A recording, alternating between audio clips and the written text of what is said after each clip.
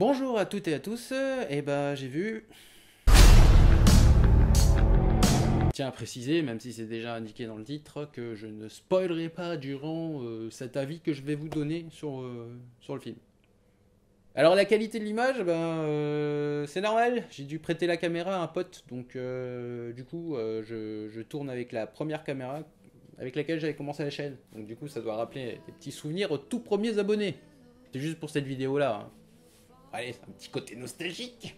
Alors, de quoi parle ce film? Eh ben, après un très très long sommeil, l'un des tout premiers mutants ultra puissants, Apocalypse, se réveille et il décide de foutre la merde. Voilà. En gros, c'est ça l'histoire du film. Neuvième film de la saga X-Men, si on prend en compte Deadpool et les Wolverine. Donc, il y en a un paquet, ça fait une grosse saga. Alors, en gros, qu'est-ce que j'ai pensé des films précédents? Alors, le premier X-Men, je l'aime bien, mais je le trouve un peu brouillon. Le deuxième, je le trouve vraiment très bon. Le troisième, je le trouve vraiment très moyen. First Class, je le trouve vraiment très très bon. Day of Future Past, je l'ai trouvé sympa mais sans plus. Wolverine Origin et The Wolverine, ouais. Donc j'ai pas un très très bon rapport avec la saga X-Men. Hein. Donc du coup j'avais quoi comme attente par rapport à X-Men Apocalypse? Eh bah aucune. Sincèrement j'avais vraiment aucune attente. J'avais vu vite fait une interview de Bryan Singer qui disait qu'il avait l'ambition de vouloir faire un film un peu à la Independence Day, catastrophe, tout ça. Donc du coup voilà, je m'attendais plutôt à ça. C'était ça ma seule attente. Je m'attendais à avoir un gros film catastrophe, mais où il y avait des super-héros. Dans les points positifs, je mettrais tout d'abord... visuellement, ça claque, hein, ça y a pas à dire. Les effets spéciaux sont réussis, la mise en scène est plutôt bien foutue. Je veux dire, elle est pas mauvaise, y a rien qui m'a gêné. Il y a des très belles séquences, il y a des séquences super bien foutues. Fassbender et James McAvoy sont vraiment impliqués, on le voit, et du coup ils donnent à fond, surtout Fassbender, hein, il y a Donf de chez Donf, et il se donne. On peut pas dire le contraire, il se donne dans le rôle de Magneto. McAvoy c'est pareil, il se donne dans le rôle du professeur Xavier, ça se voit qu'ils kiffent tous les deux jouer ces rôles. Première partie du film prend quand même son temps, faut pas s'attendre à un film qui enchaîne les scènes d'action spectaculaires et tout. Il a beaucoup de scènes d'action spectaculaires, tout ça, mais ça reste surtout, la première partie est surtout sur le développement des personnages, la mise en place de l'intrigue, etc., etc. Et ça, je trouve c'est un bon point positif. J'ai l'impression qu'ils ont quand même un peu conçu le film à la fois pour les néophytes et pour ceux qui ont suivi la trilogie. Si vous avez jamais vu d'X-Men, vous comprendrez carrément le film. Et pour vous, ce sera un film catastrophe sans plus, quoi. Enfin, un de plus, plutôt. Tout en ayant une continuité avec les anciens. C'est pas super réussi, mais moi, ça marche. Ça, c'est plutôt bien vu. Dans les points négatifs, déjà, je taperai sur les gars du marketing, parce que, sincèrement, je pense que les plans les plus impressionnants du film se trouvent tous dans la bande-annonce, quasiment tous. Je parle pas de séquences, hein, je parle de plans impressionnants. Quand Apocalypse décide de foutre la merde dans le monde, tout ça, on voit une grosse partie en tout cas dans la bande-annonce. Donc moi déjà, ça commence à me gonfler ce truc.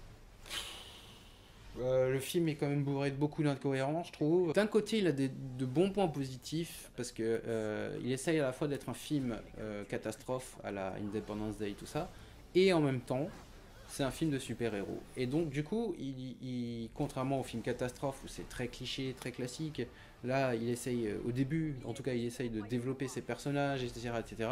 Mais ça, c'est vite lâché pour passer pour tomber dans les clichés. Et du coup, toute la deuxième partie du film, en fait, j'ai l'impression un petit peu, je l'ai trouvé très artificiel, en fait. Tout était... il se passe ci, et comme de par hasard, il y a tel personnage qui arrive, finale du film. La scène finale m'a un peu donné la sensation, en fait, d'avoir un combat à la Civil War, c'est-à-dire un gang contre un gang, 4 personnes contre 4 autres personnes, juste dans un décor apocalyptique, quoi, c'est tout. Voilà. Du coup, je vois pas où est l'impressionnant dans tout ça. Il y a des scènes plutôt bien foutues, hein, de combat mental entre Apocalypse et Xavier, pas mal du tout. Après, non, il y a des trucs... dans la raison de pourquoi il devient chauve, non, mais sérieux, les mecs, sérieux. Apparition de Wolverine m'a donné la sensation d'avoir été créé juste pour qu'il puisse venir faire son petit coucou, je suis là. Je fais toujours partie de la saga. Après, il était cool, hein, j'ai bien aimé la scène avec lui. L'histoire de Fassbender, je l'ai trouvé à la fois réussie, mais est-ce que c'était forcément nécessaire? Je suis pas certain. Je veux dire, On a 2 films précédents déjà où on nous montre l'histoire de ce gars et on peut comprendre déjà ses motivations. Donc est-ce que c'était nécessaire? Je pense pas. Pourquoi lui avoir rajouté une couche sur son destin tragique? Mystique, malheureusement, qu'on voit comme une méchante dans la première trilogie, là, merci à la popularité de Jennifer Lawrence, en fait. Ça devient une véritable chef des X-Men, ça devient une véritable gentille, et bah, moi, perso, je comprends pas, quoi. Enfin, je veux dire, si tu te mates ce film, et après que tu te mates l'autre. Enfin, bref. Du coup, je me dis que la saga s'essouffle et on sent vraiment avec ce film que ils savent plus quoi raconter, quoi. Ils parlent de faire le prochain épisode sur X-Men dans l'espace, quoi, carrément. Puis la réalisation, oui. Alors, je veux bien qu'il veut faire un film à la Roland Emmerich, tout ça, hein, Independence Day, les films catastrophes, Armageddon, Michael Bay, tout ça. Et bah, pour le coup, mon gars, je pense que t'aurais encore à apprendre. Hein. Je veux dire, on peut dire ce qu'on veut sur Michael Bay, sur Roland Emmerich, etc., sur leurs films, sur le classicisme, sur la pauvreté de scénario, etc. Bah, n'empêche qu'ils savent filmer des apocalypses, ça on peut pas leur enlever. Je dis pas que c'est mal fait, je trouve que c'était bien filmé, mais franchement au niveau apocalypse, j'avais l'impression que ça se déroulait en fait, que ça tournait autour de 2-3 lieux, il n'y avait pas l'envergure mondiale en fait, j'ai pas ressenti l'envergure mondiale voilà, de l'apocalypse en fait. Il y a énormément de facilité dans le film, et ça m'agaçait quoi, j'avais... Oh, on va tous mourir. Eh ben non, il y a machin qui arrive. Oh, lâche-toi, alors qu'on te prépare pas vraiment à ça. Oui, on te donne des indices, genre oui, machin, machin. Mais là, je pense pas que c'est ne pas prendre le. Là, je pense que c'est pas ne pas prendre le spectateur pour un con. Là c'est juste qu'ils se sont pas foulés. Là, c'est tout. Les mecs se sont dit ouais, c'est bon, mais une scène ou deux qui dit voilà, en fait, tel personnage il a tel potentiel, mais rapide quoi. Genre, c'est juste 2 dialogues. Hein. Y a aucune scène qui le montre. Alors qu'ils auraient eu l'occasion en plus. Hein. Et puis tout d'un coup, à la fin, vas-y, lâche-toi. Et voilà. Le personnage se lâche, tout d'un coup, comme ça. C'est comme si vous regardiez un film et que pendant tout le film, on dit à un personnage secondaire, tu sais, enfin même pas pendant tout le film, juste au début du film, on lui dit, tu sais, tu as le potentiel d'être quelqu'un de dangereux. Et puis que tu vois un autre personnage qui se méfie un peu de lui, tu vois, comme ça. Puis après, tout le reste du film, on passe à autre chose. Et tout d'un coup, à la fin du film, un autre lui dit allez vas-y libère ton pouvoir et que le gars lâche son pouvoir alors qu'on l'a pas vu s'entraîner, qu'on l'a pas vu, enfin je sais pas. Donc ouais, pour conclure je dirais que c'est pas un mauvais film, c'est pas un bon film non plus, c'est un film passe-partout, voilà, je serais tombé dessus un dimanche soir devant la télé, j'aurais sûrement regardé sans réfléchir, mais là payer 12 euros, en plus je l'ai vu en 3D donc ouais, non, là, payer une place de cinéma pleine, c'est cher payé, je trouve. Fallait voir plutôt The Nice Guys, ça a l'air bien sympa. Si vous avez une carte illimitée, bah écoutez, si vous avez du temps à perdre, n'hésitez pas. Allez le voir quand même, faites votre propre opinion, hein. C'est toujours mieux de faire sa propre opinion. Peut-être que vous allez aimer, hein. Je veux dire, il y a quand même de bonnes intentions, le film n'est pas mauvais du tout, c'est pas une grosse merde.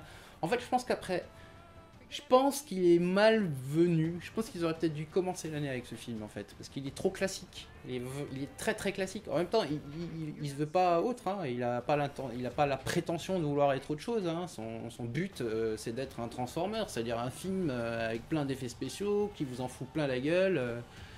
Et d'une certaine manière, je trouve que c'est un peu plus développé quand même, parce que justement, il essaie de prendre son temps avec plein de personnages. Voilà, en fait, je pense que c'est ça le défaut, c'est qu'il a eu du mal à gérer tous ces personnages, toutes ces situations. Du coup, on se retrouve avec des situations bien clichés. Par exemple, quand, je répète, c'est sans spoiler, hein, mais quand Quicksilver se rend chez Xavier, et ben il arrive vraiment à un bon moment, comme de par hasard, de par hasard. Je veux dire, il serait pas arrivé à ce moment-là. Il y aurait eu une tournure un peu autre dans la saga X-Men. Du coup, je trouve qu'on se retrouve avec des trucs un peu maladroits. Ça reste un film qui a de bonnes intentions, il est plutôt bien réalisé, même si au niveau de l'apocalypse, voilà, je pense que ça aurait pu être mieux, beaucoup plus impressionnant.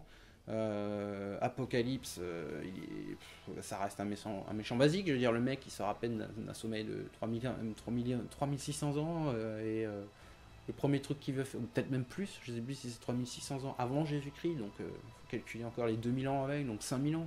Ouais. Après 5000 ans, le gars, la première chose qu'il va faire, bah, c'est servir l'humanité, quoi. Enfin, détruire les humains, enfin bref, voilà. Il n'y a pas de grande prétention autre que d'être un film qui en fout plein la gueule, avec des super-héros qui s'en foutent plein la gueule. Donc voilà, c'était mon avis sur X-Men Apocalypse, que j'ai trouvé moyen, vraiment moyen. Quand je suis ressorti de la séance, je l'avais même trouvé mauvais. Je pense que là, c'est avec le recul, je me dis que j'étais peut-être un petit peu sévère, mais pas tellement finalement. Ouais, ouais. Voilà ce que je dirais si on m'a dit qu'est-ce que t'as pensé d'X-Men Apocalypse. Ouais. Ouais, si vous pouvez dépenser votre pognon pour autre chose, tentez autre chose, je dirais. Sauf si vous voulez vraiment voir un gros truc plein d'effets spéciaux, quoi. Allez, bisous, bisous. Ciao, ciao.